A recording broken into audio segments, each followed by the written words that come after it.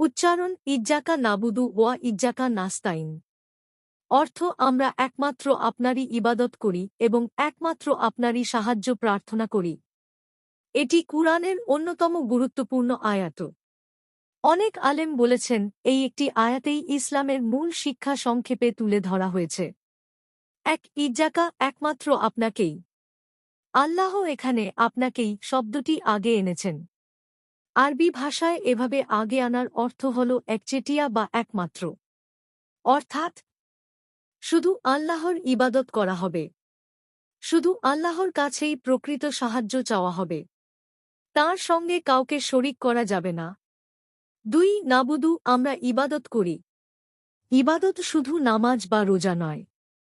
ইবাদতের মধ্যে রয়েছে সালাত, রোজা, জাকাত, হজ, দোয়া, কুরবানি, মানত, ভালোবাসা, ভয় ও আশা সবই আল্লাহর জন্য হওয়া। যে কাজ আল্লাহকে সন্তুষ্ট করার উদ্দেশ্যে করা হয় সেটিও ইবাদত। ৩ নাস্তাইন আমরা সাহায্য চাই। এর অর্থ এই নয় যে মানুষের কাছ থেকে কোনো সাহায্য নেওয়া যাবে না, বরং ২ ধরনের সাহায্য আছে। ১ সাধারণ সাহায্য, যেমন ডাক্তার, শিক্ষক, বন্ধু বা প্রতিবেশীর কাছ থেকে এমন কাজে সাহায্য নেওয়া যা মানুষের পক্ষে সম্ভব। এটি বৈধ। ২ গায়েবী বা অলৌকিক সাহায্য, যেমন মৃত ব্যক্তির কাছে সন্তান চাওয়া, বিপদ দূর করার আবেদন করা বা এমন সাহায্য চাওয়া যা একমাত্র আল্লাহই দিতে পারেন। এটি ইসলামে বৈধ নয়। এ ধরনের সাহায্য একমাত্র আল্লাহর কাছেই চাইতে হবে। রাসূল কি বলেছেন? ইবনু আব্বাস বর্ণনা করেন, রাসূল তাকে উপদেশ দেন, যখন তুমি কিছু চাইবে আল্লাহর কাছেই চাইবে, আর যখন সাহায্য চাইবে আল্লাহর কাছেই সাহায্য চাইবে। জামে তিরমিজি হাদিস ২৫১৬ সহিহ।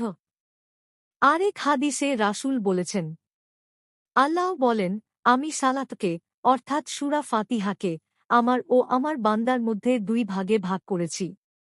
যখন বান্দা বলে ইজ্জাকা নাবুদু ওয়া ইজ্জাকা নাস্তাইন, তখন আল্লাহ বলেন, এটি আমার ও আমার বান্দার মধ্যকার বিষয় আর আমার বান্দা যা চাইবে তাই পাবে। সহিহ মুসলিম হাদিস ৩৯৫।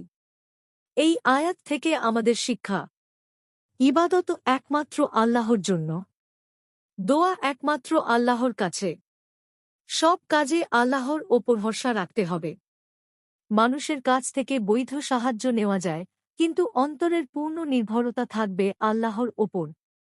প্রতিদিনের প্রতিটি রাকাতে এই আয়াত পড়ে আমরা আল্লাহর সঙ্গে আমাদের অঙ্গীকার নবায়ন করি, হে আল্লাহ, আমরা শুধু আপনারই বান্দা, আর সাহায্য শুধু আপনার কাছেই চাই।